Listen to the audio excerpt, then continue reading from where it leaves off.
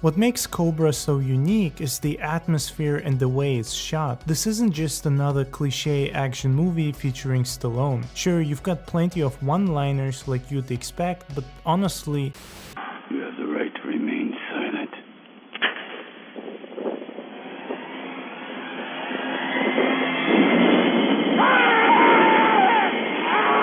one-liners go hand in hand with the 80s, and I'd almost give it a bad review if it didn't have any. This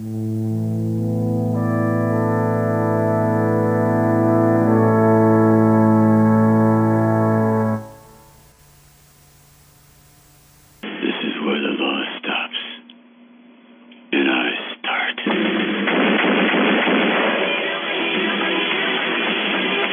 Stallone is a cop called Cobra.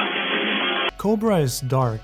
A crazy cult is terrorizing LA led by a deranged serial killing maniac called the Night Slasher. The movie doesn't pull any punches when it comes to this, as in typical horror fashion, we see him kill and slash a bunch of people. It might not be as graphic as a full-blown horror movie, but it certainly uses a lot of elements that you'd also see in horror. He's a great villain because we don't know a lot about him, nor about the cult. There is a sense of mystery creeping you out. Cobra doesn't flesh him out, and I think that was a great choice because this is exactly what adds to his mystery. You want to know more about him, and that's why you continue watching. How can Stallone's character take on such a threat? This was Stallone's first and only horror movie. He said he was trying to infuse horror and slasher techniques into a police thriller. A risky move and somewhat unusual at the time. Not that similar movies didn't exist, but you usually didn't see such big budget actors in them. Sylvester Stallone back then was a massive star. He was at the height of his success and known by everyone. One of the biggest of that decade, comparable to today's DiCaprio or Brad Pitt levels of stardom. Horror movies, on the other hand, were known to feature mostly unknown or B-movie actors such as Bruce Campbell or Linda Blair. These actors weren't bad by any stretch. In fact, I'd call Bruce Campbell one of the most influential actors of his time, especially within the horror genre, but they never reached big heights. Cobra tried to subvert expectations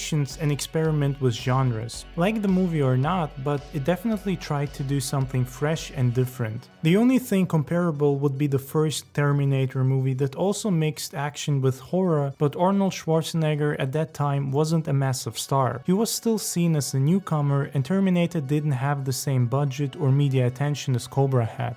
It's a bit unusual to see Stallone in such a setting because you don't actually know how it will impact his character, Marion Cobretti. Horror movies, especially back in the 80s, were known to subvert expectations. The hero dying or failing wasn't unheard of. In fact, that was and still is the case in most horror movies. From the first minute, Cobra builds a dark and depressing atmosphere. It paints a picture of a world gone mad where random mass shootings in supermarkets happen all the time. It actually has a lot in common with The Punisher. In fact, it might have even been released as a Punisher movie without anyone raising an eyebrow. Marion Cobretti is a hardcore police officer that takes on the vilest and most fucked up cases other detectives refuse to pursue or don't have the stomach for. He's the man you call when dealing with evil maniacs or mass shooters. Everyone knows that Cobretti will inflict justice upon them, and you better get a few coffins ready.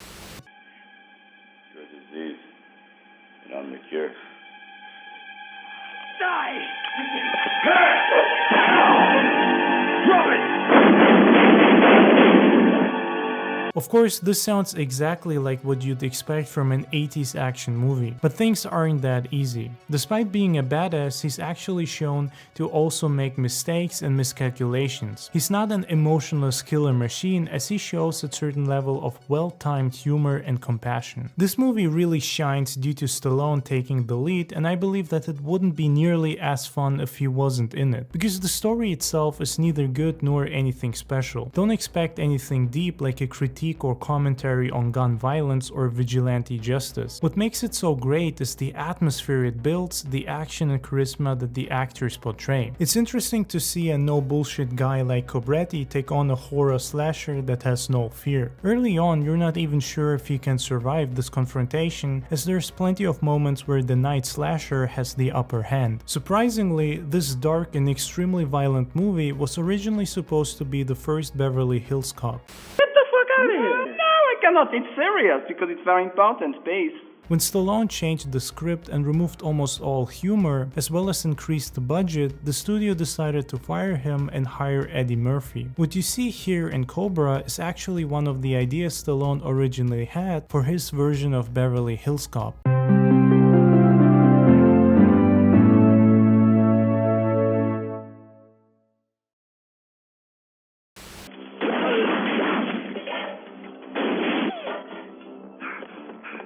One thing that makes this movie unique are its neon-drenched visuals and soundtrack. The dark atmosphere harmonizes perfectly with the purple neon lights that are thrown into various shots. A lot of 80s nostalgia is based on this exact image, the idea that everything was full of purple neon back then overlaid with the synth soundtrack. And while this may seem like pure cliche and a trope now, it enhances the experience of watching this movie. In a way, it reminds me of Miami Vice, a show that was often referred to as MTV Cops due to its modern visuals and soundtrack. It went hand in hand with MTV and often played songs even before their official release. Cobra feels like a darker, horror-influenced version of Miami Vice. It has similar visuals and tries to move away from already established genre expectations, even though it still features plenty of tropes, but that's not necessarily a bad thing. The music does make certain scenes feel like shots of a music video rather than an action movie, and they often appear at random. Most action scenes here have a dark synth sound, but early on you can also hear contemporary tracks. The score sounds amazing, and I listen to a lot of these songs all the time. However, I do feel like the synth tracks were heavily overshadowed by the more pop and rock inspired tracks. That's a shame because the movie could have benefited from being a lot more synth heavy, similar to how John Carpenter movies are. I would have also wished for them to be more frequent. Most scenes in Cobra actually don't feature music, or rather, it's not as prominent as you'd think. Although I have to say, at times the movie definitely has a strong Carpenter-esque vibe and atmosphere, especially with some of the horror-inspired scenes that play out while synth music can be heard in the background. It could have easily been done by John Carpenter. The themes and ideas portrayed here do feel like something he would have been interested in. Of course, then Cobra would have likely turned into something else, certainly a lot more visually violent and gory. It is still an amazing action flick and definitely more original and unique in its presentation than a lot of other movies that came out that year or in the 80s in general. It is genuinely surprising that Cobra didn't get a sequel or maybe even a TV show. The movie might not be groundbreaking, but there was a lot of potential in turning it into a massive franchise. Cobra might be one of Stallone's most underrated and best movies. It's a very interesting title that didn't get the recognition it deserved upon release, but managed to gather a cult following ever since.